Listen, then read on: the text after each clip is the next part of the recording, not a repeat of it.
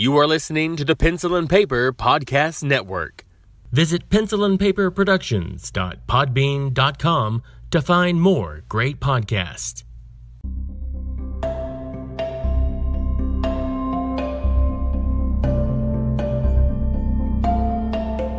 Hello and welcome to As I Recall It, a podcast featuring stories and anecdotes of years past. Did they happen exactly as I said? Probably not, only as I recall it.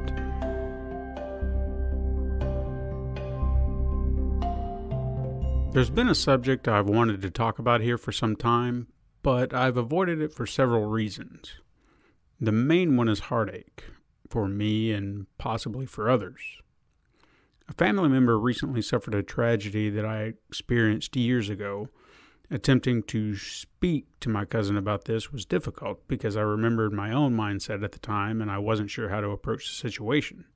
Then I reminded myself he isn't me and I shouldn't assume that he wouldn't appreciate the effort. In doing so, I was also reminded how sensitive I still was to my own loss. It was unexpected. Since the situation has now resurfaced, I felt now was the time to talk about it. But instead of focusing on just the tragedy, I decided I would highlight the journey and share some stories along the way. This is a story of fatherhood. As I recall it, the year was 1998, and I was told by my then-girlfriend that she was pregnant. Neither one of us were prepared to have a child. I was barely 18 and had no real job, and she was still in high school. Fear set in real quick. What was I supposed to do? Why did I act so foolishly and allow this to happen? There was no turning back now. Obviously, you could say there was, but abortion was never on the table. We made a choice, and now we had to be responsible for it. Since we were foolish kids, telling our parents was no picnic either. My parents reacted by berating me, while my girlfriend's mother decided to threaten me with statutory rape charges. It was a fun day. Ironically, my girlfriend's father, the person who's supposed to rough up the boyfriend for violating his little girl, basically shrugged and said, "Oh well, nothing you can do about it now." It was very unexpected, but it shouldn't have been considering the person that he was. Despite all of that, my girlfriend and I got married, started a life together, and by September of 1998, we were officially parents to a little girl. It was a unique experience that many never have. There was intense anxiety when it started, a sense of strength as she was born, overwhelming joy upon seeing her. It was a roller coaster. I had never cried tears of joy before that moment. I never knew what it meant to be that happy.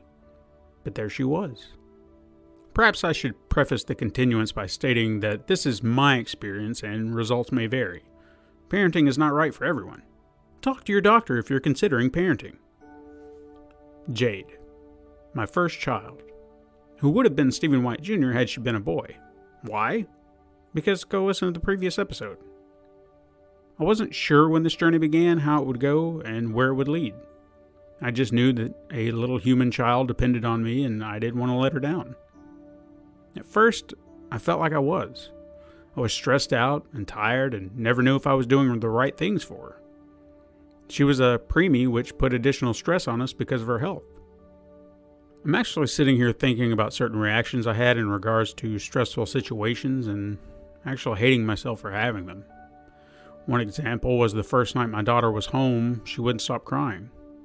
We checked her diaper, tried feeding her, rocking her. Nothing worked. We didn't know what to do. And I got so angry at her, as if she could help it.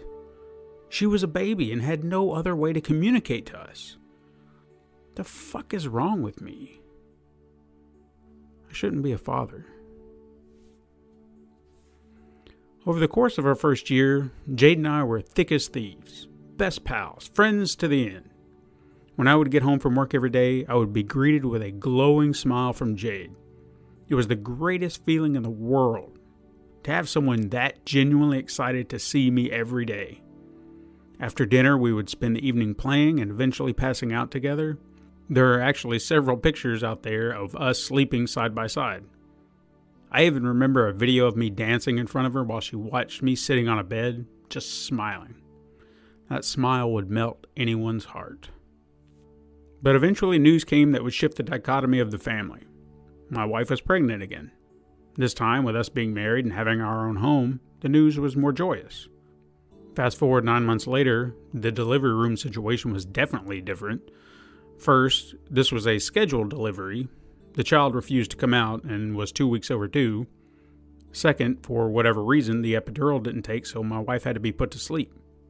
Without anyone to talk to, I was much more nervous. So much so that after the child was born, I had to excuse myself just to catch a breath. I don't know why things felt more intense, but it was a rough time the second time around. After some time, I collected myself and went to go greet my newest child. Starla, my second born. Also probably would have been named Stephen White Jr. had she been a boy. In fact, we didn't know she was going to be a girl beforehand. We thought it would be fun to be surprised. Wait a minute. Maybe this explains the intensity. Well, anyway, my wife was convinced she was a boy. So much so that as she was coming out of her medically induced coma, I had to tell her we had another daughter, and she actually argued with me that we had a boy through the drugs. It was pretty amusing. Now, I don't want to speak out of turn, but from my perspective, my wife wasn't really attaching or bonding with Starla. At first, I felt it was a result of the medication they gave her, but it did seem to trickle out more when we got home. Whatever my perception was, I took it upon myself to give Starla all the attention she needed. Before you knew it, we were best buds. Palsy-walsy. It was something that lingered throughout our lives as we bonded over many things throughout the years. I used to draw constantly when I was younger, and she picked it up over the years and has become quite proficient at it. We love watching horror flicks together, and it's fun digging up old classics to show her when we have time. And while this relationship was blossoming, I was informed that I was pushing Jade by the wayside. I wasn't intending to exclude her from anything. I didn't even realize I had. I felt horrible about it. Did this ruin what could have been a perfect father-daughter relationship? What could I have done differently to ensure equal time between them? How could I even fathom doing such a thing to her? I shouldn't be a father. It's important to note that at this time, I was under the assumption that this was it from here on out. A wife and 2 kids would be the status quo until the end of time.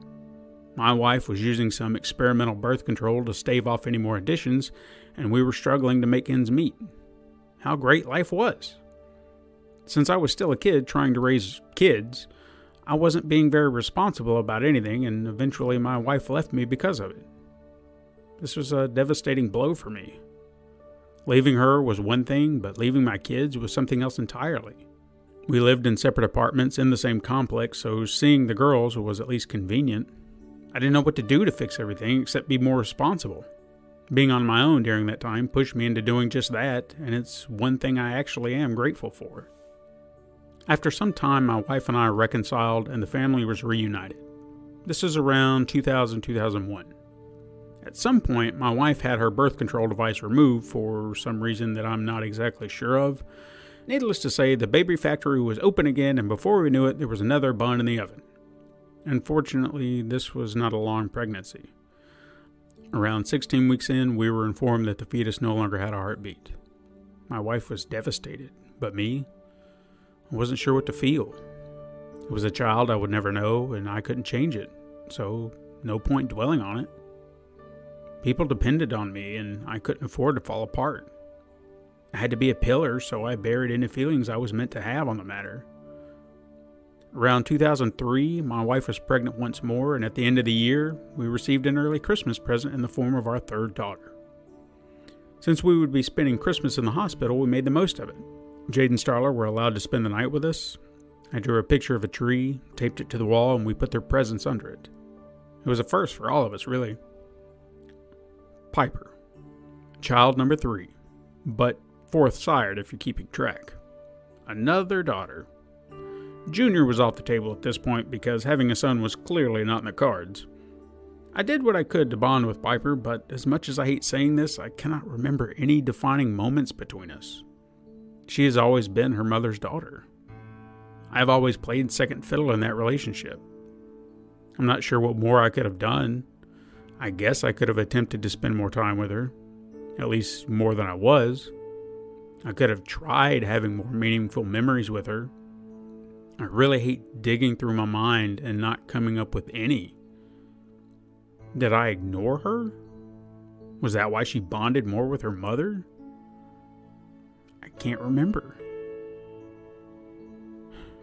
I shouldn't be a father. Fast forward to 2005 and the baby train rolls into the station. All aboard. The joke I got so tired of hearing, and still am to this day, was, "Don't you know what causes that? Huh, huh, huh, huh." Yes, asshole, I'm well aware of what causes that. Strangely enough, at this time, I was never sure why I didn't do anything to prevent it. Anytime the idea of having another kid came along, I was just like, okay. And that was that. That said, the pursuit of having a son was a driving point. However, I was aware that things were getting harder, and we had more mouths to feed. Still, I went along with it. But this was it. Now or never. No more. Last sired child of Stephen White. Anakin. Fourth child born, fifth child sired, and firstborn son. I couldn't believe it finally happened, but with 3 sisters with fairly unique names, I couldn't burden him with my own. So I took a shot and went with Anakin. Many people told me he would be picked on for this name. I argued against such a notion. To my knowledge, it's never happened. Now, not to say that I could never bond with my daughters, but I was always entranced by the prospect of what a father-son bond was all about. At first, it seemed like it would be something special. I was guiding him down my nerdy path, and when he was old enough, I would expose him to more. But things never really work out the way you expect. We've had a rocky relationship for some time now. It started when we were sitting in his room and I was trying to have a heart-to-heart conversation with him, trying to get him to understand something very important. When I was done talking, his response was to slap me in the face as hard as he could and laugh about it. I understand that he was a child at the time, but something in me disconnected from him in that moment. I felt as though I was fighting against something that refused to improve. Like no matter how much effort I put into it, nothing would ever change for the better. Because of that, my tactics changed. Anakin became the one I was hardest on. I guess in my way of thinking, I refused to give up on making him a better person, and if I had to be a cold-hearted dad, then so be it. The results will be worth it, right? It didn't work. I shouldn't be a father. I'm not sure when it started, but at some point in my life, I had become unhappy. The problem was that I never noticed. I just accepted things as they were and coasted through each passing day.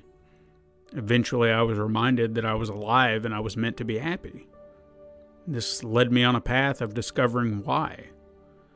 Not all of my questions were answered at that time, but one thing was clear. My wife and I had grown apart.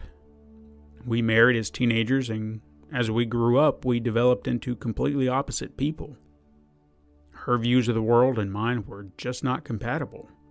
Sure, we had our differences before, but they were minor things that we could both live with.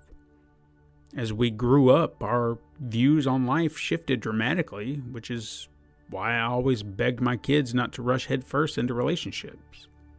The divorce took over a year. We would feel adamant about it one minute and completely reject the idea the next. I honestly feel as though we were both afraid to be alone. Afraid no one would ever want to be with us again. We had spent 10 years of our lives together. To start over after that is scary. Some people will say, well, you have to stick together for the kids. I can agree and disagree with that statement. I agree because breaking my children's hearts was one of the most devastating memories I've ever had to carry with me. I also disagree because raising children in an unhappy environment will not do them any good, and actually can damage them emotionally. There's really no right answer when a child is involved. Now, I can't speak to the emotional turmoil that affects children of a divorce. I have personally never experienced it from that perspective. I can see the toll it took on my kids. anxiety, depression, anger, sadness. During this time, I could see how one child would show how much she missed me. I would see how another child would be indifferent to my presence. But I would say the most difficult aspect is when you take a chance to be happy with someone new and hope that your children accept that person. Are you just supposed to walk away from someone who brings light into your life again because a child doesn't like them? It feels like a very unfair position to be in. Eventually, my children warmed up to my new girlfriend. I never wanted to push her onto them. I wanted them to accept her on their own terms. They were never forced to call her mom or assume she was a mother figure, even though there was meant to be respect. When they called her mom, it was their choice. But like any broken family, there have been issues of all kinds. I've never enjoyed having my children angry at me, but since the divorce, I did see myself becoming harder on them. I saw the challenges that they would face, and I knew what they were capable of, so I pushed them to be better versions of themselves. I wanted them to be better than either one of their parents, to learn from our successes and our failures. But this is a difficult lesson to teach when another teacher offers an easier path. But I digress. In 2012, after 3 years together, I married my girlfriend. This is not something that happened lightly. I struggled to decide if this was even the right choice. Not that I didn't love her, but could I give her what she wanted out of life? More specifically, could I give her a child of her own? I'd been adamant about not having any more children, and at one time, she said it was something she was willing to forego as long as we were together. Even I knew that wasn't a genuine promise, but something said in the moment. I searched deep down and asked myself if this was something I would be able to do for her. If not, there was no point in staying together. She deserved to have a family, and I wasn't going to stand in the way of that. However, I didn't want to lose her either, so I made the decision. One more time. Boy or girl, doesn't matter. The last roll of the dice, and whatever hits, makes it. Later that year, Katrina told me she was pregnant, and I was excited as I could be. She was over the moon. We began planning for the new addition to the family. My kids seemed excited about the prospect of having a new brother or sister. Weeks passed. Things were going great. Eventually, the time came for us to learn the gender, and surprise, surprise, it was a girl. Since she had siblings with unique names, we decided that she too would have a unique name. My wife was eager to have a name that could connect to her or her late grandfather. We had settled on the first name Kyrie, which I had suggested because I found it to be beautiful, but the middle name is where we got stumped. On a drive home one evening, the name Michonne pushed into my head and the two names were put together. Obviously, I'd been on a Walking Dead kick at that point, and after saying the name a few times, it just rolled off the tongue. And the initials matched my wife, so it was a done deal. So from that day forward, that's how we'd refer to her. Kyrie Michonne. Everything was what it should be. But that's when the world chooses to kick you down as hard as possible. My wife went to the doctor out of concern. She could tell something was wrong. She could feel it in her bones. She went and she had an ultrasound performed. You know, when you ask the nurse if everything is okay, the worst response you can ever get is you'll have to wait for the doctor to talk to you. This is a clear sign that nothing is okay. But they don't have the authority to confirm it with you. So you're left in this state of uncertainty because you have the slimmest glimmer of hope that it's not as bad as you think. But it is. The news came and my wife was admitted to the hospital that evening. While this was not my first time experiencing this situation, it definitely felt different from the first time. As I mentioned before, I buried my feelings regarding that child. I thought I had to be strong for everyone and I couldn't lose control. What's interesting about that is no matter how deep you bury your feelings, they still exist within you. Almost 4 years after losing that first child, I had an emotional breakdown from out of nowhere that stemmed from that loss. I just began crying, and I couldn't stop. My ex-wife looked at me with confusion and a lack of empathy. It was one of those moments I needed her to be there for me, but she wasn't. It was a moment that speaks volumes to me this very day. Kyrie, 6th child sired and daughter I'll never know. Losing a child is difficult no matter how or when it happens, but I believe there are levels to that heartache.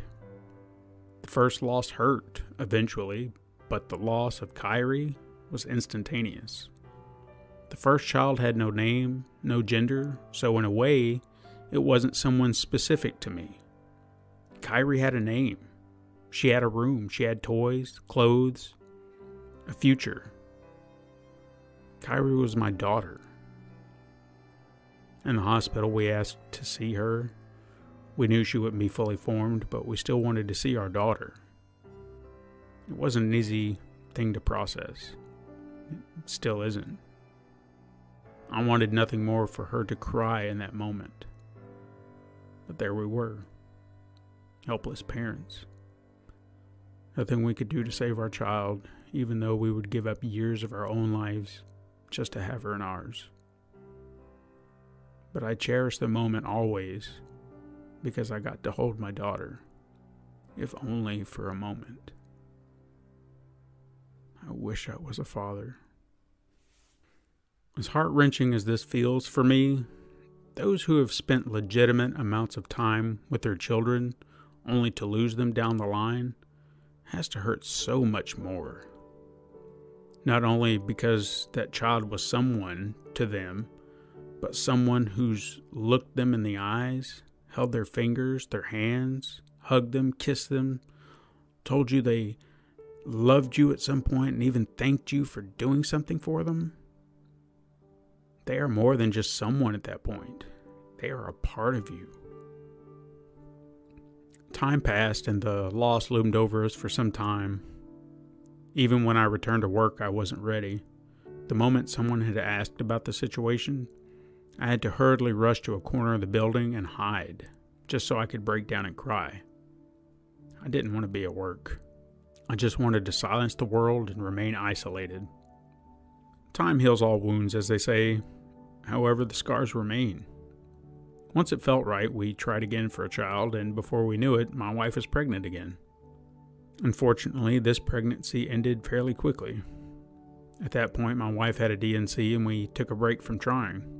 Neither one of us were eager to go through another heartache, even though this loss was minor compared to Kyrie. At some point, we did give it another try. When my wife became pregnant, we were both on edge. Every little thing scared us. We took extra precautions to hopefully ensure that nothing would go wrong this time around. Light duty work, stress-free environments, whatever it took.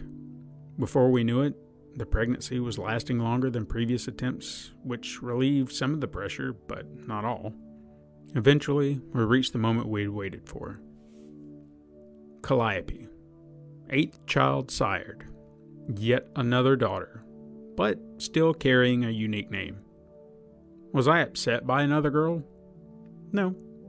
At this point, I was just happy she was alive and well. I wanted nothing more than to hold on to her and protect her.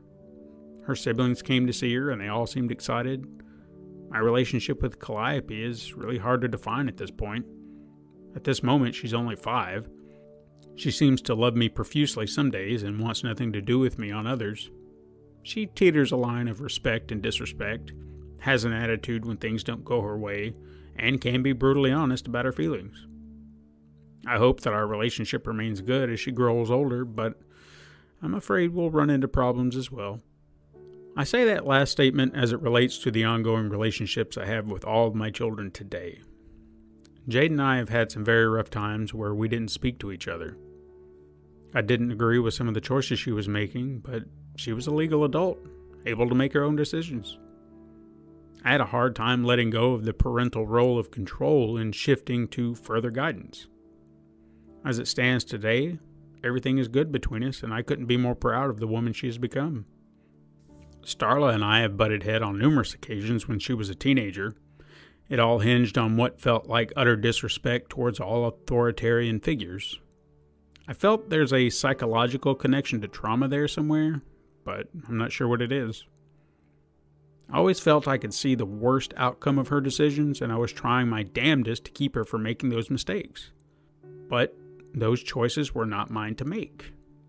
I felt that if I let her make those decisions, I was letting her get away with murder. I was being overbearing. Perhaps learning from experience would have been a better approach.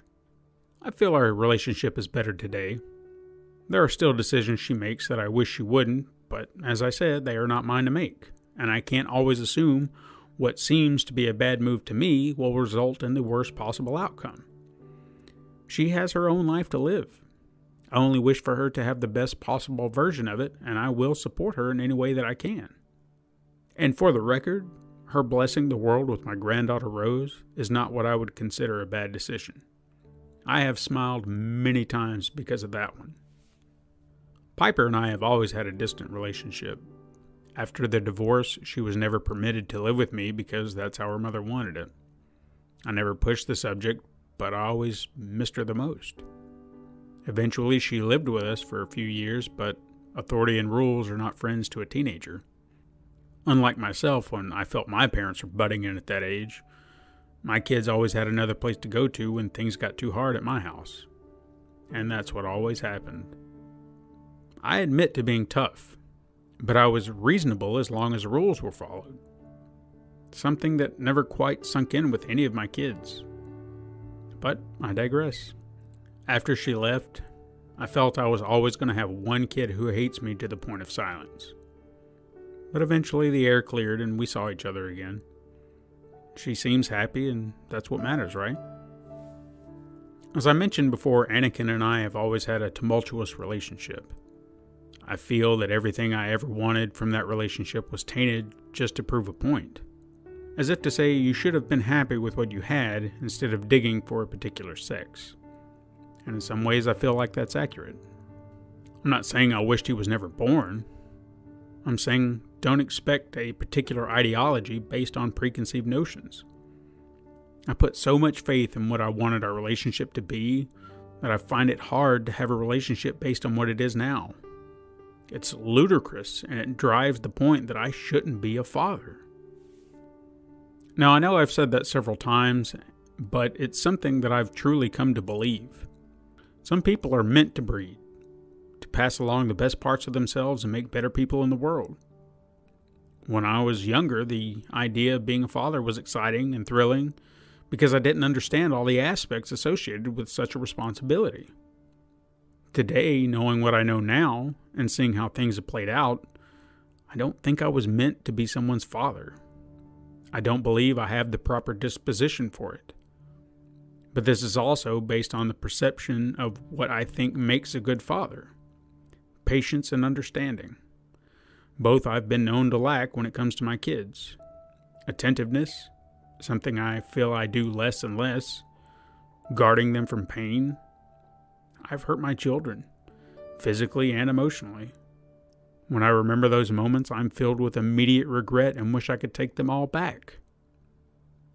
But they are scars that will remain fresh to constantly remind me of the terrible person I've been.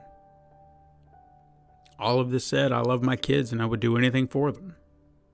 I've made decisions and sacrifices in their favor many times without thanks because it's the right thing to do. Their needs come before mine. That's how it is. Despite that, I still don't feel like I'm the best guy to be a father. But sometimes the world will throw you an unexpected curveball. A month ago, a school friend of Calliope's was having a birthday party after Christmas, and it was a pool party. No, it wasn't that warm here. It was an indoor pool. Calliope was very excited about the prospect of going swimming and asked if I could take her. I personally wasn't keen on going to this party with parents and kids I don't know, especially going alone as my wife was working that night. My social anxiety was fighting me that day, and I was looking for any excuse I could to get out of it. But I sucked it up, and I eventually took her. When we got there, I drifted into a corner while my child went to play with other kids. The mother of the birthday girl did introduce herself, which was nice, but again, I wasn't comfortable with everything. Soon after arriving, the kids went to go swimming in the big indoor pool. I kept my focus on Calliope, ensuring she wasn't in water that was too deep and wasn't running on the concrete. You know, typical parent stuff. While she played, I was chatting with Starla, trying to convince her to possibly come keep me company, but she wasn't nearby. So I was left to manage on my own. Soon the pool began to close and Calliope went to get dressed. As she came out, I took her by the hand and we walked toward the exit.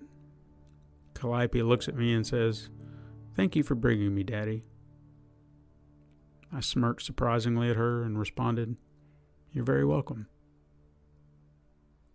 I think I want to be a father."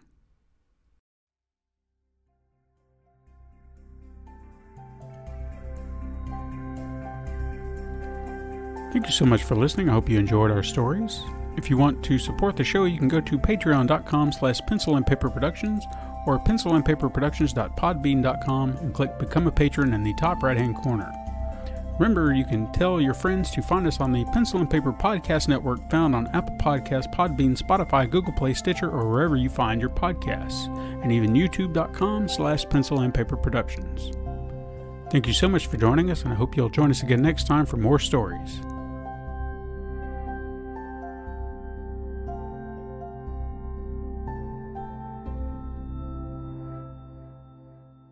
This has been a Pencil and Paper Podcast Network production.